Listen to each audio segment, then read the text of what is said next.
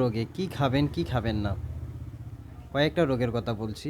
আপনার হচ্ছে হাত পায়ে যদি কম্পন চালু হয়, হাত পা কাঁপে যদি, এরকম অনেকেই আমি দেখেছি হাত পা কাঁপে, এই খাওয়াগুলো আপনার খাওয়া থেকে বিরত থাকবেন। চা, কফি, কোল্ড ড্রিঙ্কস, এই তিনটা খাদ্য আপনি খাবেন না যদি আপনার কাঁপা চালু হয়। যদি এগুলো না ছাড়তে পারেন তাহলে বেশি হয়ে যাবে।